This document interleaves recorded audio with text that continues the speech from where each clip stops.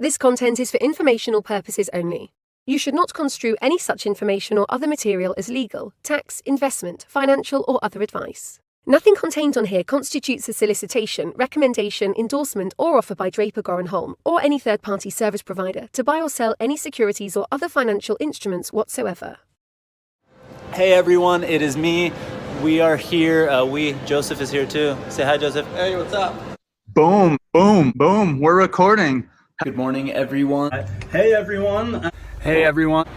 Hey, everyone. Hey, everyone. I am recording this on the computer now. Hey, everyone.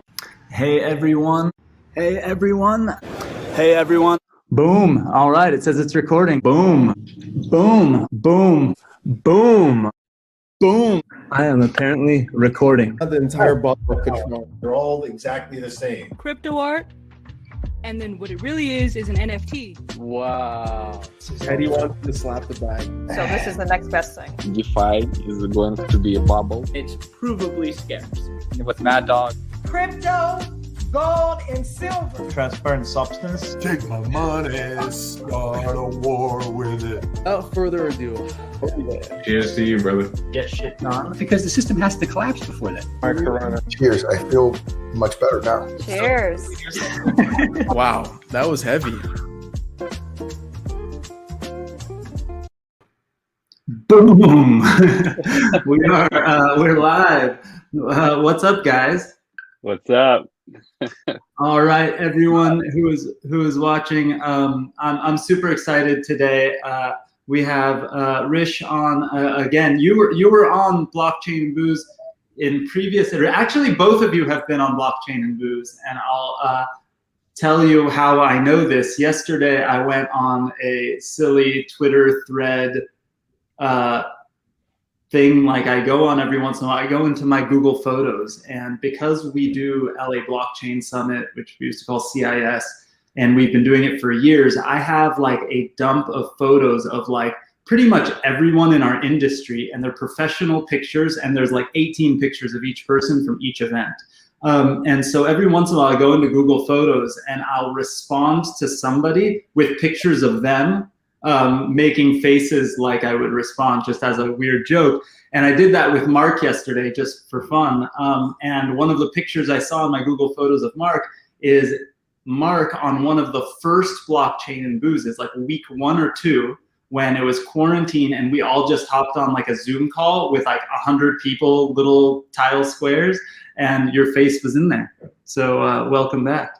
Well, thanks. Those were some good days, I guess. I mean, we were only, Booze was good, but that was about it. Remember thinking that quarantine would last a couple weeks? This is week, by the way, this is week number 68. Week number 68 of Blockchain and Booze.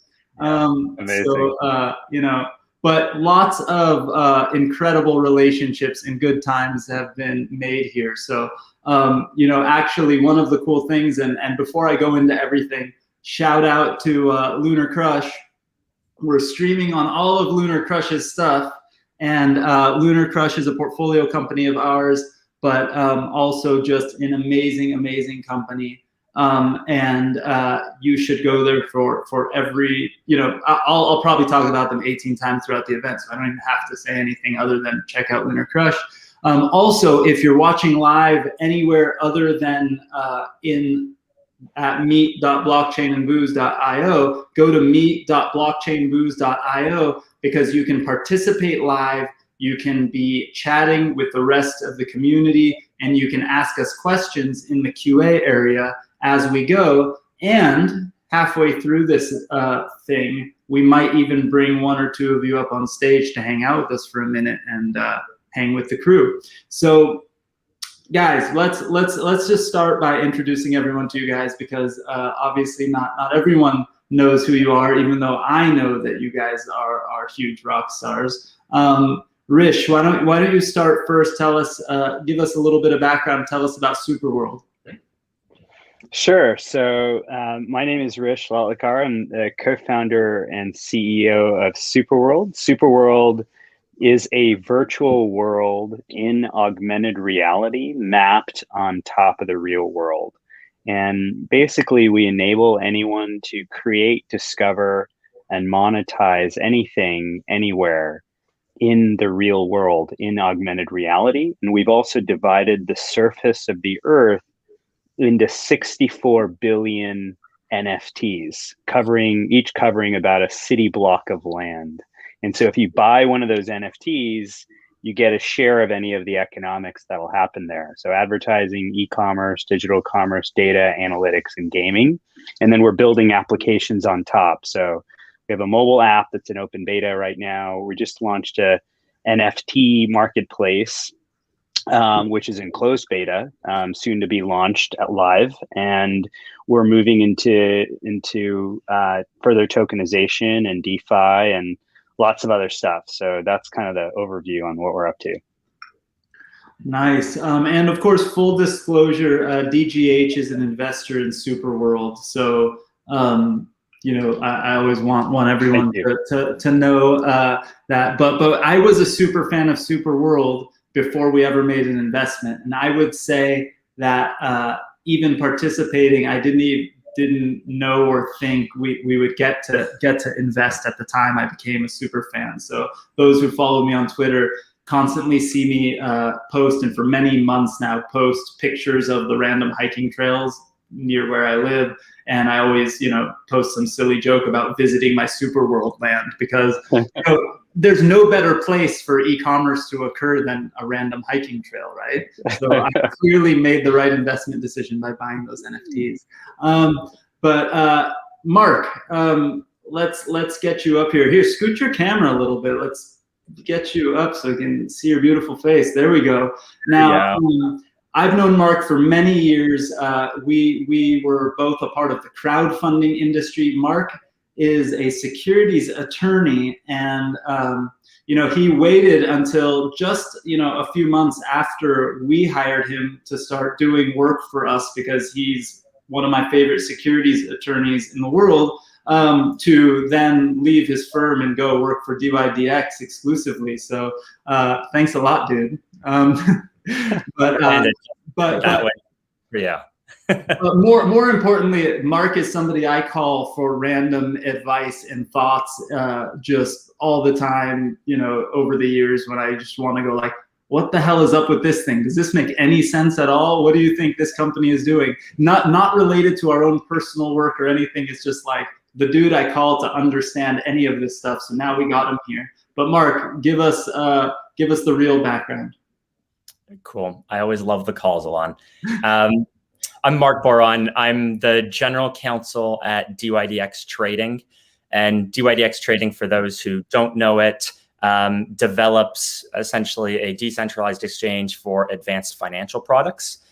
Right now, our main product is a perpetuals product that, unfortunately, for regulatory reasons, is only available outside of the US. But it is a fantastic product that is gaining a lot of traction.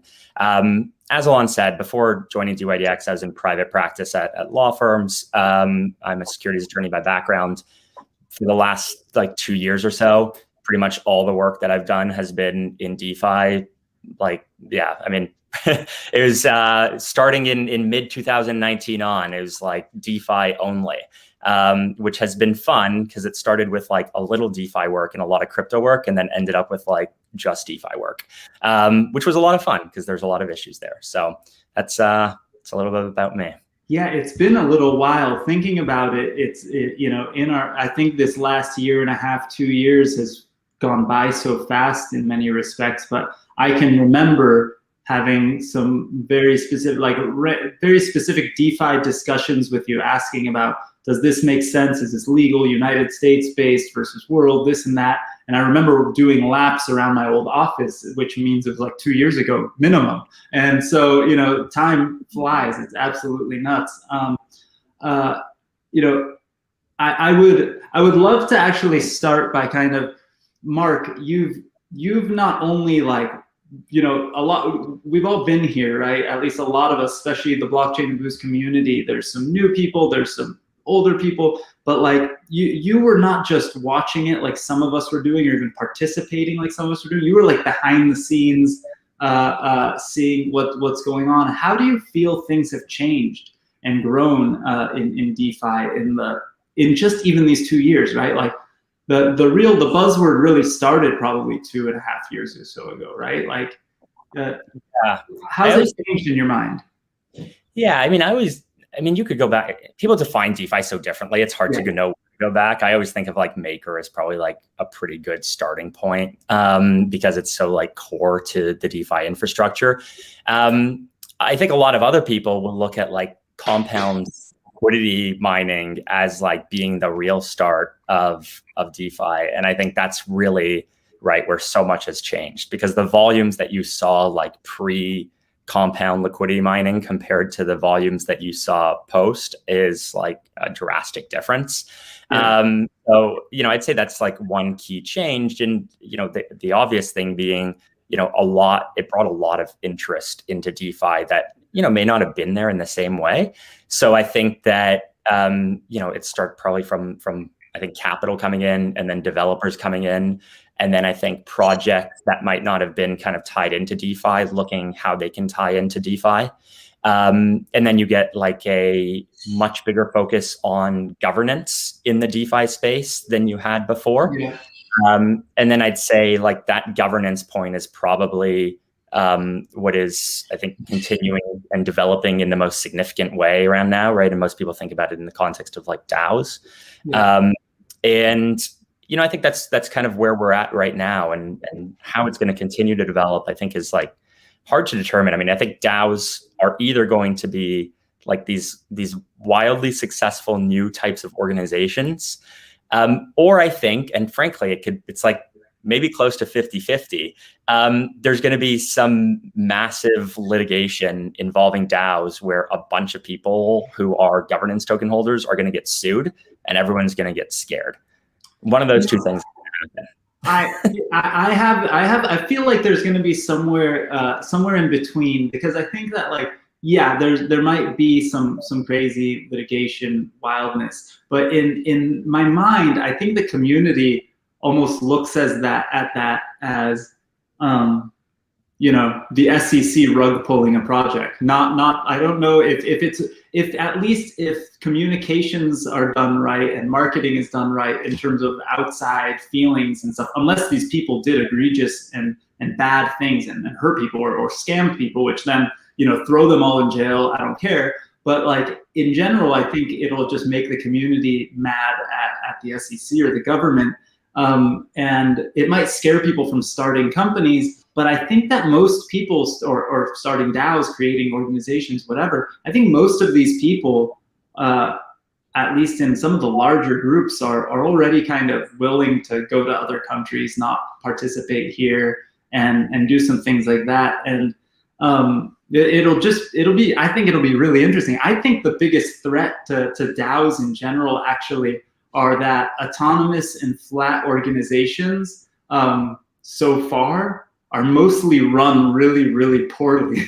And I think that companies, or I keep using the word companies or startups, but DAOs, right, these organizations, a lot of them will probably implode being fully decentralized, because there isn't that leader to go like, get that shit done, do that, like, and employ people. And I think that certain groups will do way better. But so far, all the groups that have been successful have like a leader you can point at, which maybe actually is a reason why it'll fall apart when the government comes, because they'll point at that leader and say you're breaking the rules.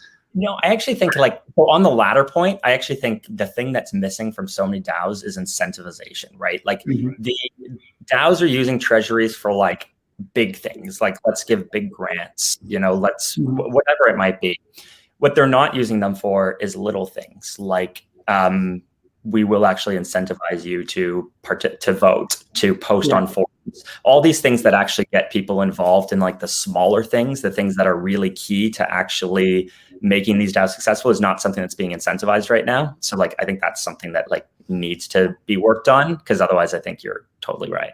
Yeah, I think that there's going to be, and from what I'm seeing behind the scenes and what I know about certain companies and groups, I think the whole sort of business model and ownership model is going to change over time, and we're just seeing the high level stuff. I think it's probably a good segue and jump into Hrish, because I think that connecting this sort of metaverse digital only world with the real world is a part of that, right? I think that we communities physically want to gather. Even the best metaverse hangout sessions, the best versions of this, of hanging out and getting with the community, and the second hour of this, we break off into tables and hang out with the community. It's super fun. It still doesn't totally replace meeting in person. Like, we still are going to have and want to have LA Blockchain Summit at the end of the year in person at the LA Convention Center, right?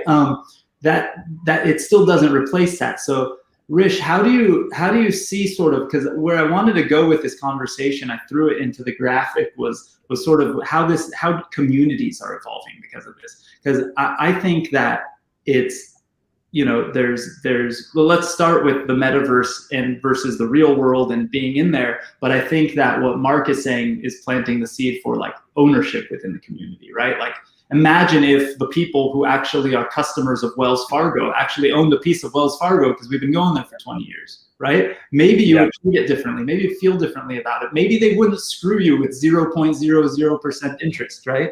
I don't know. But Hrish, how do you feel that physical world, the real world connects? And I know you're trying to, within your world, do some interesting things. Yeah, thank you. I think that the interesting thing about community is it comes to the ability to leverage Web3 and blockchain and DeFi and the other elements of the overall ecosystem here is, just as you said, we're able to not only provide, in our case with Superworld, very immersive types of experiences where community can occur in a persistent basis, in a synchronous basis, in a physical, virtual kind of basis at the same time. So you can have interactions that are virtual and physical. But when you add, the elements of the blockchain and you provide ownership and make, community members key stakeholders, such as we do in Superworld, where you can buy ownership and buy a plot of land and get that key stakeholder relationship there on the platform. I think you really create a community that believes in the ability to create and be empowered to be able to affect change, whether that comes to governance, to be able to earn income through DeFi or other mechanisms, to be able to share content and be able to kind of have some kind of potential stake in that sharing. I think you look at kind of data monetization and monetization sharing with users based on that data. So you really kind of build a very galvanized group of people that are benefiting from their usage, as well as contributing to the growth of a project in ways that Web 2 were not able to really accomplish. So that's what's really exciting about this. And it's what's really cool about it, I think, is there's this kind of momentum that builds in virtual worlds and metaverses and other projects, where once you get that kind of flywheel moving and you get people coming on board, they naturally tell others and bring them on board for the same exact reasons that I outlined earlier. So that's really exciting. Yeah, actually in the chat, sorry, I'm multitasking, looking at the chat, and I just edited the scrolly bottom thingy to because Matt, something actually, let me take a break that I should have mentioned off the bat, and I was going to hit it when I start looking at some of the news articles that have been happening this week. But DGH had a big announcement today that we hired a new director of events, Matt Bozio, and Matt actually just came off of 10 years of working for Disney, and it's a big part of our strategy to step it up with our events. He texted me, he's like, hey, can that scroll thing be changed to make sure we mention LA Blockchain Summit? And so there we go. It's down there already, day one, keeping us professional, Awesome. which isn't easy for me. Yeah, everyone, we're making some big moves for November, so check that out. And welcome Matt when you see him on Twitter. He's a big part of the Tezos community. He's just into crypto in general, was randomly tweeting here and there, and started seeing him on different threads. And then I don't know what happened. The story was great. Literally just we're DMing about some Tezos project, and I went like, what do you do? Let's hop on a Zoom real quick. And we hopped on like a 15-minute Zoom, and it just like clicked. Like it was perfect timing with Adam going off to do his own thing, and meet this dude, and he was the perfect fit for us. So really excited. So say hi to him. If he's awake, he's on the East Coast. I'm sure he's awake, but if he's not hanging with family right now, we'll try to bring him up later when we bring a few people up. But everybody also, something I should mention again, if you're not watching in our system, go to meet.blockchainbooze.io so you can join the conversation, ask questions in the QA. Where I was about to go before I sidetracked myself was, Hrish can hit this first, but I'd also like to see how Marc feels about this, because this was Marc's sort of comment before, was talking about incentivizing little things that people can do within a DAO or an organization. Barry in the chat, if you're an LA native, Barry Watkins, if it's the same Barry, asked in the chat, what's up, Barry? Miss you, man. What other types of little things should DAOs be incentivizing? Hrish, I know you're working on all sorts of models and things for Superworld, but also Marc, what are the, first Hrish and then Marc, what are your favorite things you've seen other people do so far? So in terms of what we're doing is, again, we enable our super citizens to buy parts of the platform, which are consisted of plots of virtual real estate.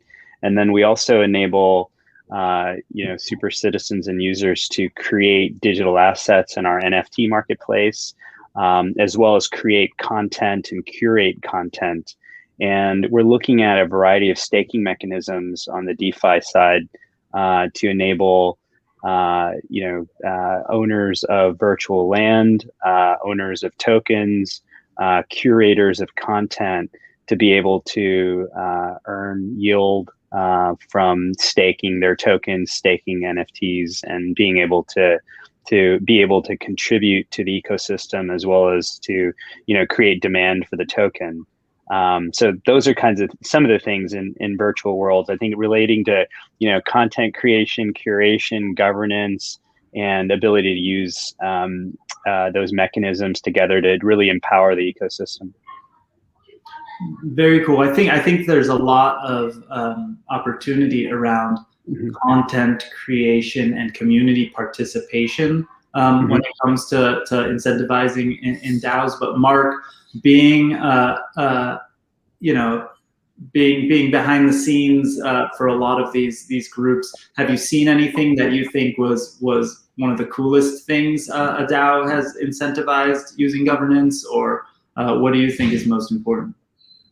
Yeah, I mean, I think DAOs have been pretty conservative in how they've actually, like, what they've done. I think if you look at like Yearn or SushiSwap, you're probably going to see like some of the most aggressive uses. Like, I think some of them have paid some attorneys to do things, things of that nature, I think are pretty cool. But in terms of like small things that I think should be done that aren't being done, I mean, you could start with, and the key here, by the way, as to why it's not done most of the time is like risk of like spamming, right? And like, how do you prevent that when you're paying people to do small, easy things, right?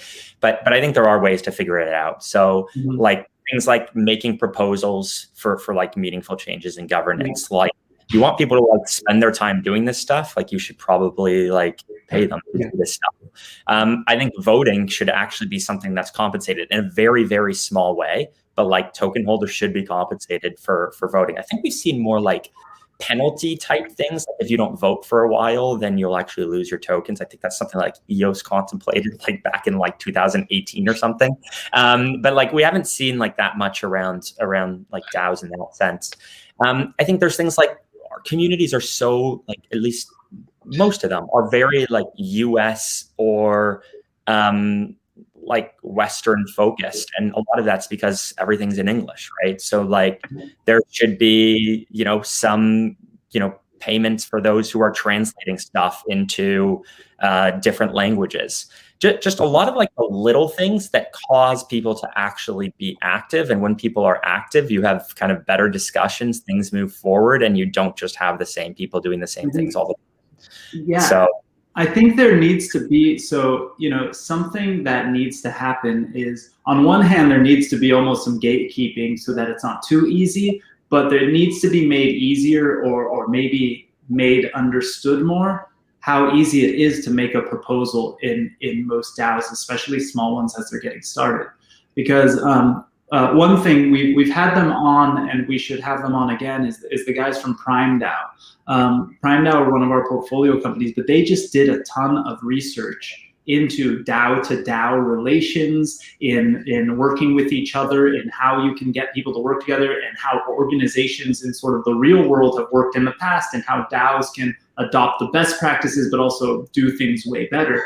And when they started, actually, what's interesting is they had a bunch of people that would come in and be like, "Hey, I speak English really well, and I speak and write in Russian really well. Can I write all of your docs for the Russian version? Can I write it for the Chinese version, the French version, the Spanish version?" And they did that through the governance, and they put a proposal. The people who were voting got to vote. Will the DAO spend some of their treasury to pay them? And they did that within the DAO. And this was sort of toward the beginning of quarantine, when my son was doing all of his poo-poo.eth NFTs and stuff like that. And I was trying to explain to him what was going on. I told him, people write proposals, and then the rest of the group votes on if they accept the proposal, and then they pay the people those tokens. Either they were, at the time, they were Prime tokens, or just like USDC, just to pay people for their work. And I explained it to him, and he's like, "I'm gonna make a proposal." And he created a Google Doc, and he actually modeled it after his, he ran for like class, not class president, but like student council. And his speech for student council was like, "If you elect me student council, I will," and it was a bunch of bullet points. And so he literally copied it, and it said like, "If you give me a job at Prime DAO, I will." And it was like, "I will make you an NFT. I will do an airdrop. I will do this. And I want like 500 Prime tokens," or something, right? And I sat behind him, and I kind of coached him up, but he did it himself from his own wallet, and he did a proposal to a DAO. Pretty mind-blowing, but like, what's interesting is that it wasn't that hard.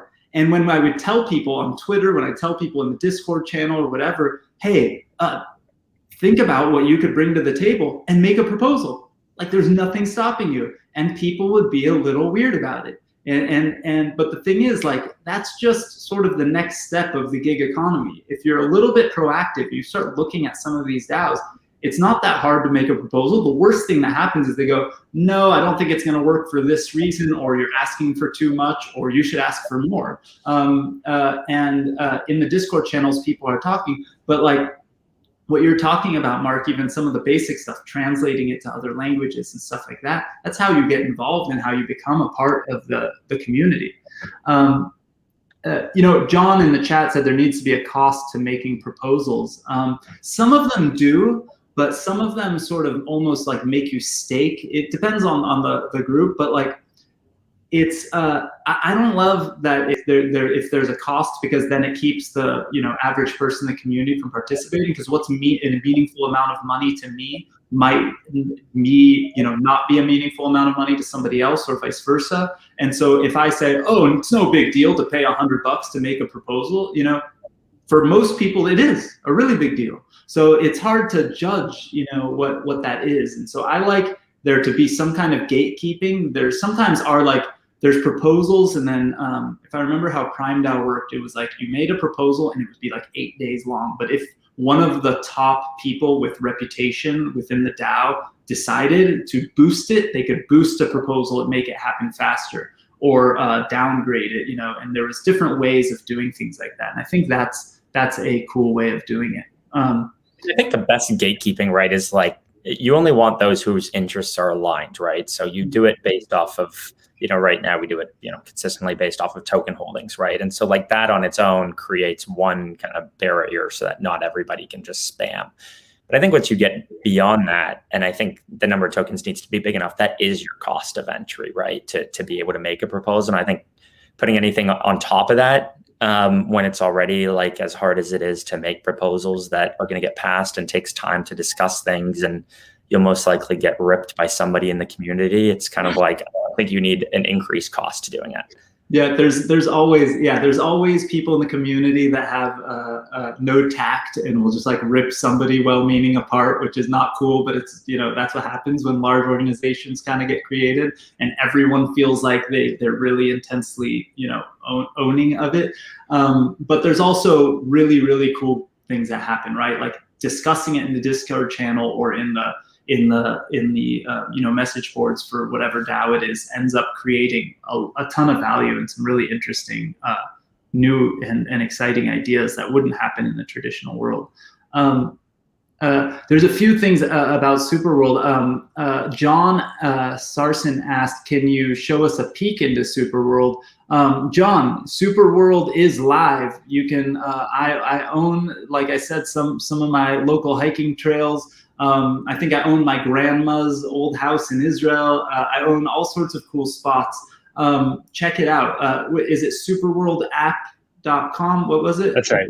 Superworldapp.com, or just Google Superworld will come right up. But yeah, superworldapp.com is the website, and just click on Enter Superworld, and you can start going and checking out the world and buying real estate.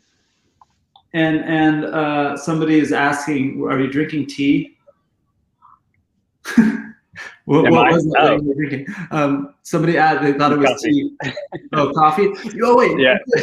I kind of glazed over before we started. You're in, where are you right now? You're in... I'm in Kyiv, Ukraine right now. Yeah, you're in Ukraine. What time is it? It's like 3:35 in the morning. It's 10 hours. 10 hours ahead. As you were talking a few minutes ago, I was like, wait, it's probably like 3 in the morning there. Like, and you seem totally good. Thanks. Did you just stay up for this, or did you wake up in the middle? Yeah, I just stayed up and kept doing work. So nice. I'm usually up pretty late anyway, so it wasn't too much longer than I normally am up. Yeah. Thank you for being a good sport and doing this so late. I'm gonna throw Hrish, I'd like to for a second divert. You're working on, I saw on Twitter, some cool charitable campaigns and some interesting things. I'd like to. I've got a good legal question actually. People are asking about my drink now because we started bringing up drinks. So I'll get to that in a second. But talking about the real world versus the sort of digital world and NFTs, I think there's a lot of potential for cool campaigns for taking NFTs. Like I own the West Hall of the LA Convention Center on Superworld, and I plan to do something cool with it at the LA Blockchain Summit, right? What cool campaigns have been coming or that have been done that sort of bridge that world? And what's the coolest things you think? And what has someone not done yet that you hope they do? Yeah, so I think with our mobile app, which is in open beta right now, we've seen users and what we call super citizens, or those who own virtual land like yourself. They've come together to do things and get together in the physical world and put art in locations that they own. So we had a number of artists come together in Central Park because one of the owners of a plot of land in Central Park held an art fair. And so he brought together, a group of like 20 artists or something, and they started posting NFTs on his plot of land and started, marketing those NFTs. They then got together, I think another group got together at the Metropolitan Museum of Art, I think like a month ago.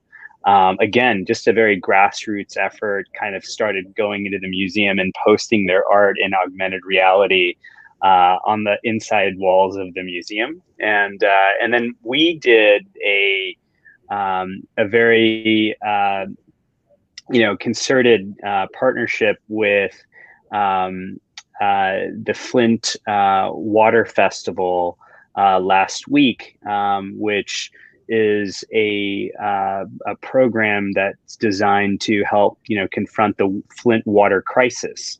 And the idea there is demonstrating how NFTs as well as NFT art and NFT virtual real estate can all kind of come together to raise money and to bring attention to in this case, the Flint water crisis. But what we want to do is really demonstrate, as you said, the virtual and the physical kind of interplay there of how you can do things in a virtual world like Super World, utilizing blockchain and NFTs, and how you could bring and affect change in the physical world, in this case with cleaning up water.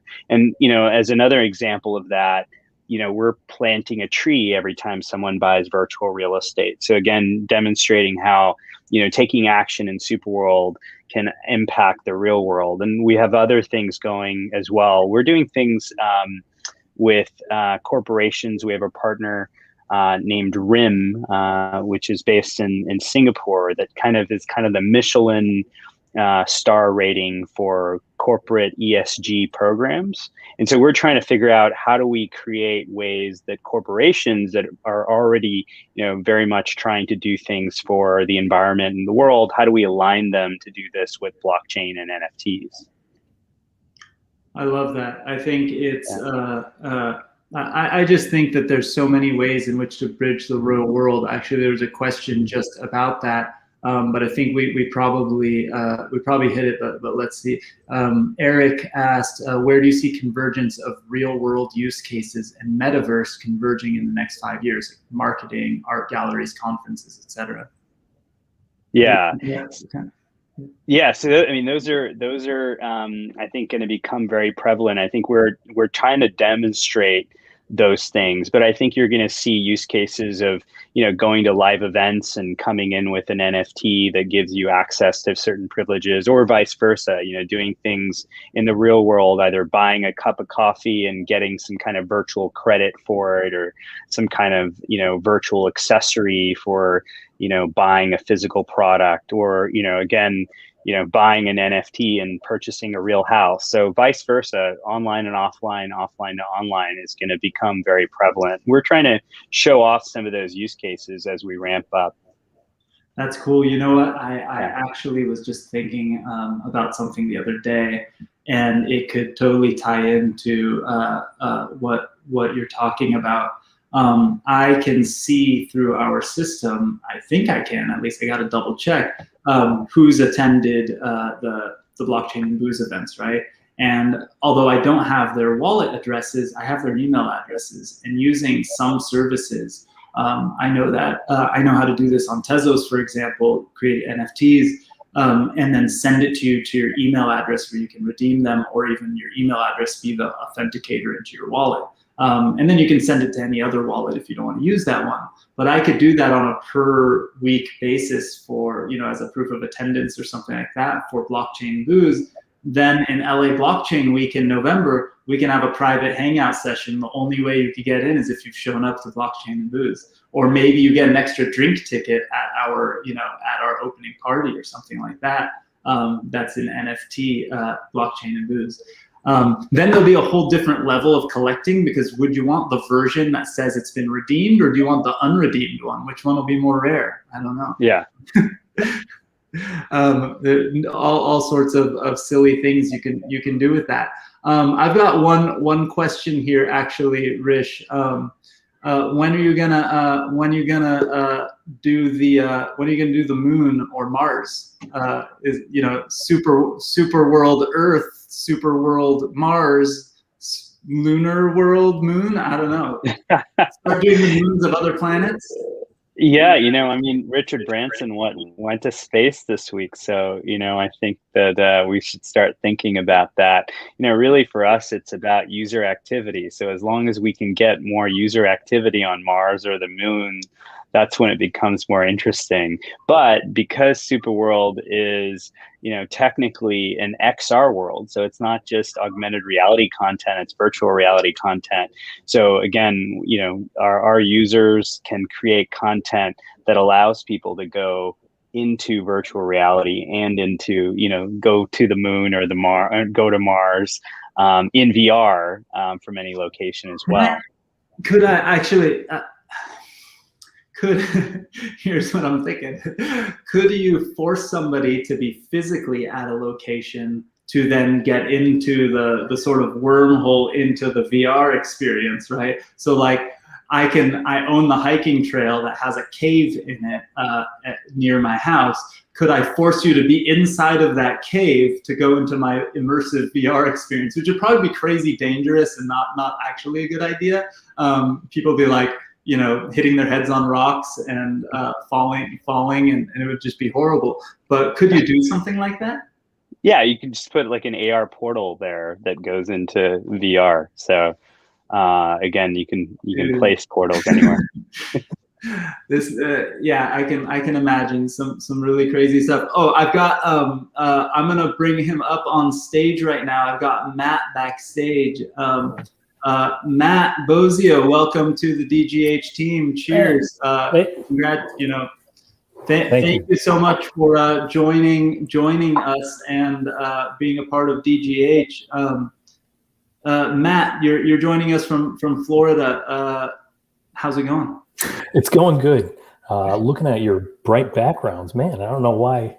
I swear the light's on in my house. I don't know what's going on. It's pretty sick, actually. I like it. Yeah, I was gonna say it looks like legit, like it's like it was planned, and well, it's like lit perfectly, like it's a mood right there. We can how do we do this? I think there's a way of me like making you the main person. It's kind of cool. Boom. Oh no, it makes you full screen, but there's a way of doing it like something like that. Hold on. Boom. There we go. It looks, when you're in that view, it looks like it was meant to be, right? It does. But dude, Matt's joined us. To, like I said, we do our event. We're going to be doing the 8th LA Blockchain Summit in November. At the beginning, it's a little, we say 8th annual, but at the beginning we cheated a little because we did twice a year for a couple of years. But it's still pretty wild that we're on number 8, and it's about time we have a professional help us scale it in a really meaningful way. So we're really excited to have Matt on board. And I know a lot of you in the community have seen him on our Blockchain and Booze events and have seen him on Twitter and stuff, but I wanted to throw him up on stage to say hi to everyone. Thanks for having me. Thanks for bringing me up. Thanks for bringing me on the team. Look forward to meeting everyone. Hrish, I have to ask you, since we're on, what kind of hair product do you use? That hair is amazing. You're so jealous. Thank you. I'm jealous too. People can't really tell how thinning it is. Shower and get out. Yeah, I don't even dry my hair. Yeah. That is amazing cloth of hair. It is serious. But Matt, really thank you for joining us. We're super excited. Let's Matt, stay on stage for the last few minutes. We'll make sure we also, Matt, by the way, I said this earlier, but Matt was, I was talking, did I explain how Matt joined us on this, or was I saying it off stage? No, you were saying it out. You were saying I said it on here, right? Yep. Okay, see, already keeping it pro. But yeah, Matt was a part of the Tezos community and we got connected. And what's really cool is Matt was sort of diving down the blockchain rabbit hole and already in it before we convinced him to join us. And, you know, in the past, when we'd hire a production company, hire someone who's, you know, an expert in what Matt does and that kind of thing, we'd have to kind of bring them to blockchain and explain this crazy world to them. And Matt was already here. Matt's a part of the Tezos community, a part of the crypto community. So it's a lot of fun. I did it willingly and with great enthusiasm. You know, it's super exciting. I see a lot of you in the chat. You know, I wanted to jump. There was a few really good questions, not just about my Dr. Pepper, but some augmented reality and some others related to more to security stuff. And you know, it's funny. Actually, I want to tell everyone this quick story. So here's what happened when crypto got popular at our events. We had an event called Crowd Invest Summit, and Crowd Invest Summit became Crypto Invest Summit. And Joseph and I had already gone full time into crypto, so we started making the conversation at Crowd Invest Summit more crypto focused or going there. But this was still, when we were deciding that, beginning of 2017, before the craziness really happened. But by the time our event happened, it was full on crypto hysteria 2017. And what was really crazy is that in every in-person event that we ever had, the two most popular panels of the event were the panels where the investors were on stage, because everyone wanted to meet the investors and see what they had to say. And the next one was the marketing people. And it was partly because everyone wanted to hear how to market their products and stuff like that, but also because those dudes, men and women, were the people who were the best at marketing their panels. And so the rooms are full. But 2017 was the first time the room was jam-packed for securities attorneys. And I have a picture of our expo floor where one of the TV stations who was doing live television on the expo floor was interviewing Jor Law, our other friend who's a securities attorney. And there was another securities attorney waiting behind the camera for his turn to be interviewed on TV. And it was probably the only time ever, the first time ever, you know, attorneys were being you know, the most popular person in the room. And I don't mean to talk trash, Marc, because I think you're insanely interesting and I love you. But you know, I think the crypto world has all of a sudden created this demand for at least the people who know what the hell they're talking about, right? And so we've got a couple legal questions. Page. I mean, lawyers being in high demand is like not to be celebrated, actually. It's like unfortunate that lawyers are in high demand, because that means there's like something wrong, because really lawyers should be able to like just help a little bit here and there and that's it. But you know, that's not what the world is right now. So how do you feel then about, you know, like automating processes and making it so I don't think it would get rid of lawyers, but it would get rid of some of the transactional things that lawyers have to help with on a regular basis, like things we talk about in the securities in the digital securities, security token kind of world. Are you a fan of that? Do you think it will backfire? How do you feel? I'm like a massive fan of it. I mean, I just like being realistic about it, right? There's the stuff which is like probably like, let's go like 80% of a contract. It depends on the contract, but where it's literally, you know, if then this, that, right? And like that stuff should be automated, and it's that simple. It's the 20% that can never be automated because it's based on like, you know, stuff that's just not known to anyone. And maybe some of that with time could be, you know, if you like have an oracle that looks at whether some company is properly incorporated somewhere because the Secretary of State says it is, like, sure, you could bring that in on chain one day, but like, you know, there's a bunch of that stuff that's not going to happen. But like in terms of like automating things, like I think it's awesome. I mean, I mean, everything that like can just get rid of like uncertainty, time, like cost constraints is better. I mean, if a lawyer can't like provide value on like the tough issues, the important stuff that requires like subjectivity and like decision-making skills, then they're frankly not all that useful. All the rest should be automated, frankly, and it should happen sooner rather than later. Yeah, I mean, I think you're right, and I think that like it's what's tough and what's going to take time, of course, is all of these sort of digital. I say digital jurisdictions, but we all live somewhere in the real world, right? And so the cross-border, all these things, which, you know, how many people do we meet that are American but have their company incorporated in another country? Where are they physically when they launch their token matters, you know, to law, right? And all these things are just so weird and archaic, but like exist. And I mean, there's so many laws that are tied to, right? If you think of like when laws were written, like this is something people don't talk about a lot, right? Is like this idea that like when they were written, when you wanted to like enter into a transaction, who are you most likely to enter into a transaction with? It's the person like in the same city as you. And then it became like the person in the same state as you. And then the person in the same like, you know, country as you. And frankly, it's still the person in the same country as you that you're most likely to interact with and do business with for most businesses, just on average. And so most of the laws are written in a way that is very geographical in terms of like orientation, because, well, that's just that's the impact most of the time.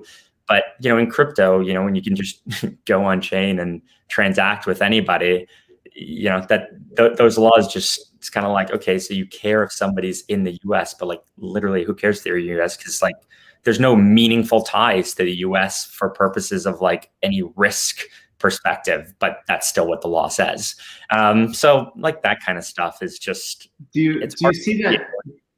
you see that changing? Like, you know, talk about super world as a step towards this, but can you see me becoming a virtual citizen of a digital jurisdiction that doesn't exist in the physical world, and you know, I get my health insurance through it, and I get my car insurance through it, and I, you know, get my universal basic income through it, right, or something, right? Like I get the things that a government might give you or is supposed to give you, depending on which way you look at it and feel. Do you see a world where that could potentially happen, and then it doesn't really matter, right? Or like, I'll be like automating to the whole different level. I'll be very dead when that happens. Like it's going to be in a really long time, so I can't be right or wrong about it. But I'll confidently say it's like not happening for the next like 200 years unless we get rid of all democracy and people just do things, which is not going to happen. I mean, isn't that the ultimate democracy? Right? I mean, a group of people getting together and deciding, you know, what is allowed and what is not allowed in their world, and how the government will step in and say, but you are physically here, and so I'm going to stop it. Unfortunately.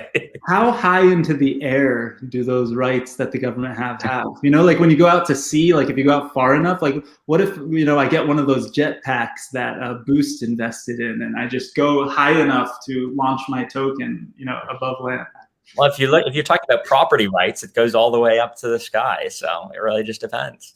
All right. Well, there we go. I think you opened up a little bit of a can of worms when you mentioned earlier that governance holders could be litigated. So somebody asked a question on that, and we should be talking, you know, I feel like we could do more super world discussion too, but really quickly on this topic, because I think a lot of people in the chat also asked similar questions.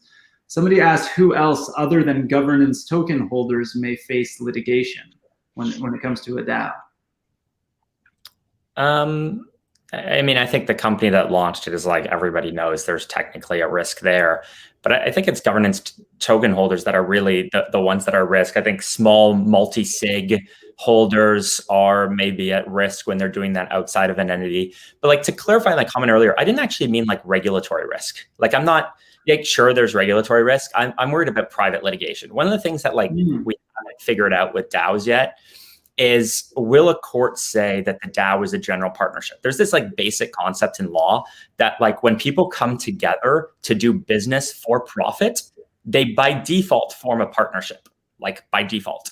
And a partnership under like common law is a entity that, you know, fictionally exists where one partner can make all other partners liable for their actions. So one DAO, you know, one token holder acts in a certain way, and there's a general partnership, then all token holders are liable for that one partner's actions. Literally, it's just a matter of time till some enterprising lawyer brings that claim. And the smaller DAOs that have like a few token holders are going to be at like sub 100, are going to be at like way bigger risk than those that have like hundreds of thousands. But it's an issue that's like not been resolved at all. And whether they'd even say it's a partnership or not, hard to decide. But if they do, and there's a lawsuit, well, everybody's liable for everybody else's actions. And that's going to get people to think twice about participation in governance. And the truth is, everybody should be participating in governance by forming an LLC and holding their wallets in that LLC. And then you can sue me all day long, and all you're suing is an LLC of mine, and that's fine. That's an interesting, I mean, that's in itself a huge topic, like almost like how to protect yourself, you know, in the future if shit goes down in this decentralized world. I almost feel like we might have to have a session just so I can fully understand and why that even is makes sense. It's absolutely crazy. Now we've only got a couple minutes left. Actually, we're probably running into time, but I want to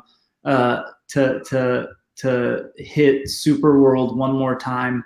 In that, I think, you know, it's super fun, right? And on one hand, we're sort of gamifying just owning a piece of land, and it's scarce, you know, somewhat scarce. There's 64 billion of them, but only one tied to each physical piece of land, right? Only one for the house I grew up in, only one for, you know, the Matterhorn at Disneyland or something. Just throwing something random out, right? So, you know, how much is still left available, and how much sort of action is there now in the secondary markets? And I guess one last sort of plug for what's next, and what should we be preparing for, since we have Matt on here, for LA Blockchain Summit? Like, what should we be doing on Super World, NFT galleries, parties? I don't know. We gotta start planning it, and we should plan it with the community listening, because they'll probably give us some rad ideas too. Yeah, so, you know, in terms of the world itself, as you explained, you know, each block covers about a city block of land. We've seen a lot of activity in places that, you know, everyone kind of knows and recognizes: downtowns, historical places, you know, famous kind of sports stadiums and things like that. But as, you know, those places are being picked up, you know, our average paying user buys about 10 to 15 plots, and usually they all have a certain theme. And so, you know, as those themes kind of get picked up, we're seeing, you know, secondary trading happening. And we've also added kind of features more recently over the last couple of months that enable you to start bidding on properties that might not be up for sale. So you can, you know, provide a bid on a property where the owner can then consider whether they would want to sell it to you. We're going to be adding communication features to kind of facilitate that as well. And then very soon, as our NFT marketplace launches and monetization will start occurring on those properties, we're also going to see a boost in buyers being able to kind of better understand where they want to own. We're also working on things on the data side to be able to provide kind of heat maps and other kind of specific kind of data points to show owners of land, you know, where they might want to buy their next properties based on activity and other things. And then in terms of kind of use cases, you know, again, I think that the NFTs in specific locations is a pretty good use case for LA Blockchain Week. So we could, you know, do some kind of galleries in locations, and, you know, allow people to go and click on their favorite NFTs and purchase them, or to sell NFTs in locations. How drilled down to indoors can we get too? Because maybe we do sort of almost like refreshing based on the agenda. Like I was in the room while Marc was on stage talking about this, right? Because, dude, okay, here's where we have to connect.